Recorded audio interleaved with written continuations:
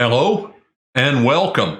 This is Matthias 76, and together we are decoding the deception.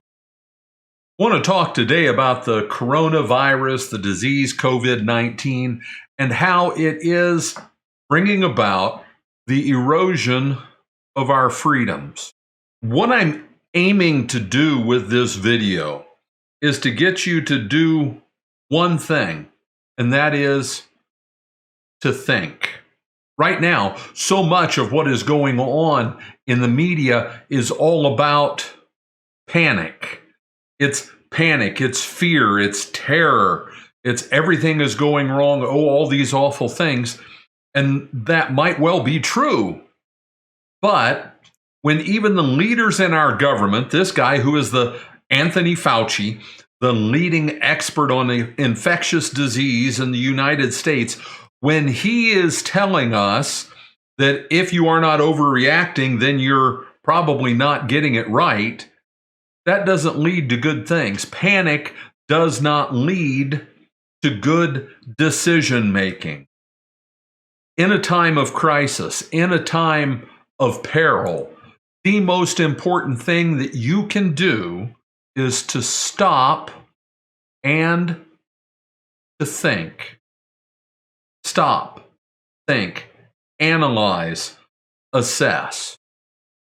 Yes, there is the coronavirus out there, and it is a growing threat. More and more, we're told that all the time. But panic doesn't lead anywhere good.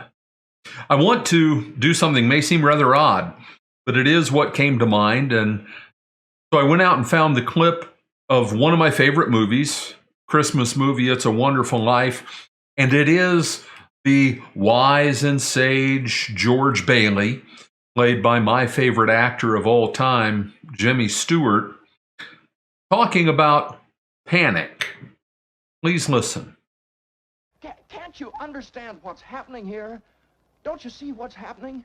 Potter isn't selling, Potter's buying. And why? Because we're panicky and he's not. That's why. He's picking up some bargain. Now, we can get through this thing all right. We've got to stick together, though. We've got to have faith in each other. In a time of panic, we are prone to do exactly what one of our founding fathers, Benjamin Franklin, warned us against. Any society, he said, that would give up a little liberty to gain security will deserve neither and lose both. And what I want to talk to you about today is just a very brief sampling of how the government telling us that they need to take draconian steps to make us secure has always resulted in our liberty being eroded bit by bit by bit by bit. And I'm not even going to go very far back. I could go back to World War I, World War II, talk about how those crises were used to erode our liberty, but that would take too long. We're just going to go back to this, 9/11.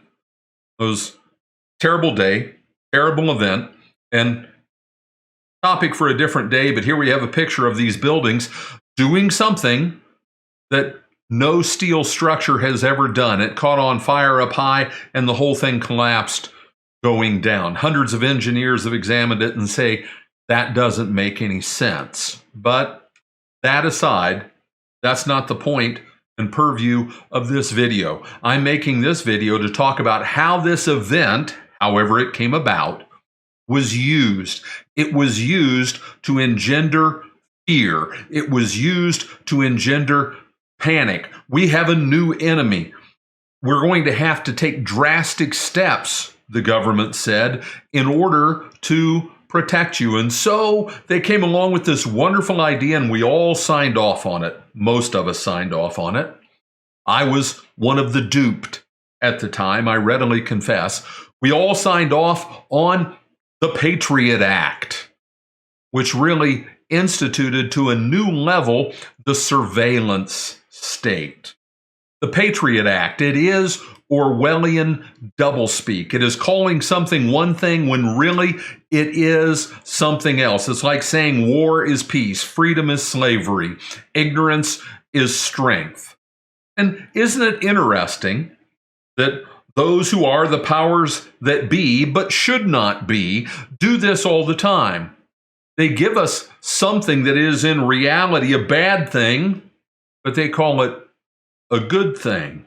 Just think, the Affordable Care Act. If ever there was a misnomer, nothing could be more obvious than that. Or, as many people like to joke, I respect all the people in the military, but they're the ones who make all these jokes, military intelligence. It is the biggest oxymoron that anyone can think of. Every time the government talks about reducing our debt, what is it that happens? The debt of our nation goes up. And what's happening right now with this current panic, with these huge necessary steps to keep the economy together and the country moving forward? What are we going to do? We're going more and more and more into debt. The Fed is going to be printing money on an unprecedented scale. Today, March 23rd, Monday, 2020, they announced that they're going to do unlimited quantitative easing. That means buying and buying and buying stocks, bonds, mortgage-backed securities, municipal bonds, who knows what all, creating fiat currency, pushing a button, creating money. There will be a bill to be paid. The bill for fiat currency is inflation, and inflation is the most regressive tax. It is a tax on those who have the least and can afford the least. The consequences of all of these actions are always that the protections and provisions of the Constitution are eroded. And it's interesting, one of my favorite comedians and humorists, Will Rogers, when he talks about politicians, he said this: do you know how to tell if a politician is lying? Their lips are moving. And especially in the time of panic, they will tell us whatever they need to tell us to get us to give away more freedom and liberty. Just as they used 9/11 to institute the Patriot Act, surveillance. And what we got was the surveillance state. We are like cattle, kept within set confines. They're watching us all the time. There's the farmer. He's taking care of us. He's providing for us. He's protecting us. And so in order to protect us, in order to keep us safe, in order to make sure we obey a quarantine, they need to be able to watch us wherever we might go. Can't go out of the house. They're watching from the air to keep you from doing that. Well, just as cattle living in a surveillance state never ends well, does it? They thought the farmer was their friend. They thought their farmer was their buddy. They thought their farmer was taking care of them. Bad news. Bad news.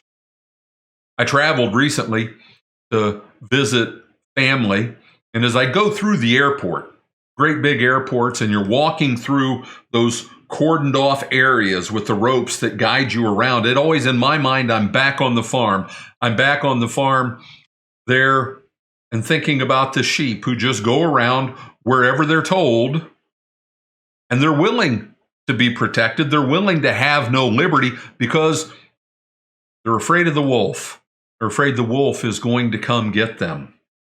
So much of the way we acquiesce to the confiscation, the abolishing of our liberties, we willingly accept it in a time of crisis. And we can think of this wolf on the screen in a different way. There's a big, bad, scary wolf out there. And for the greater good, those of you who have seen Hot Fuzz, for the greater good, we will surrender liberty and freedom so that those who are enlightened, those who are wise, those who are our protectors can keep us safe. What that does to the Constitution, well, that's just too bad. You see, as we give away, as Ben Franklin said, trading liberty for security bit by bit, slice by slice, they take it away. And it is like a bologna, a big thing of bologna at the deli. Imagine looking there at the deli, and there's the big thing of bologna. It's there on our screen. With every slice, there's a little bit less. And they say, well, we need to take this much to keep you safe in this situation. We need to take another slice to keep you protected. And they keep slicing it away. And eventually, we get to the point where we realize, wow, there's not much bologna left.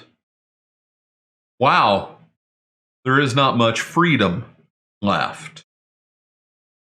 But because the threat is so great, just as it was in 9/11, so also now with the coronavirus, we are willing to do what wise Ben Franklin warned us and trade liberty to gain security, in which case we deserve neither and lose both. They come along and tell us we can't go places. You can't go to work. You can't go to church. I woke up the other morning. I've been thinking about this so much, and strange, I'm lying there in bed in the morning, just kind of thinking about the day, thinking about what's going on, and I heard this voice in my head. It was Forrest Gump.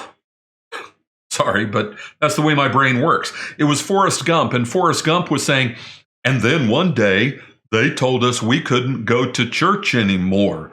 And we said, okay. Think about that. Think about that. They just shut down churches altogether, all for the greater good. And what the Constitution and the Bill of Rights says about being able to assemble and no one being able to tell you that you can't.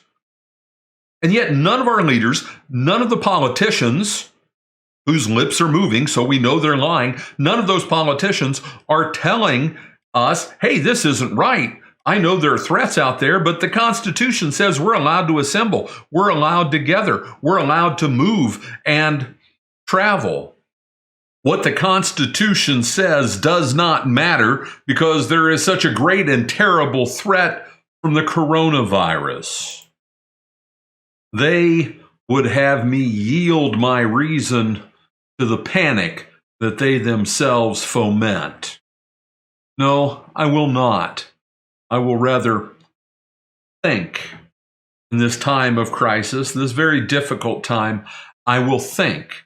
I will think for myself. I will practice what I was blessed to learn from my father. My father taught me many things. One of the most important things he taught me is this: few people are stupid. Most people choose not to think. Don't be one of them. I will not be one of them. I will think. I don't care what they say. I don't care what they tell me. I don't care of the assurances and the promises that they give. I care not about their supposed level of expertise in the subject matter at hand.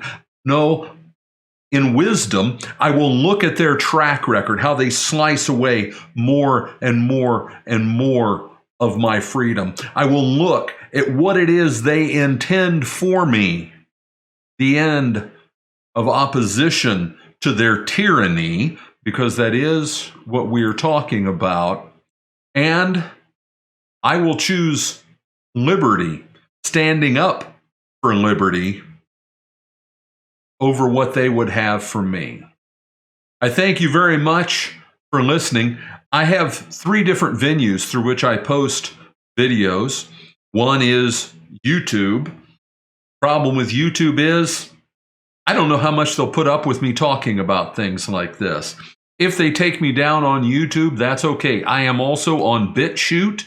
I will put the link down below so that you can find my channel on BitChute. And I am also on Real Video. I post all the same things on all 3 channels so that I can reach as many people as possible. And I'm going to continue delivering content like this along with the Bible study videos that I do. Please subscribe. If you find this valuable, please share it with others. It's hard to get information out you can make it happen. This is Matthias 76, and together we are decoding the deception.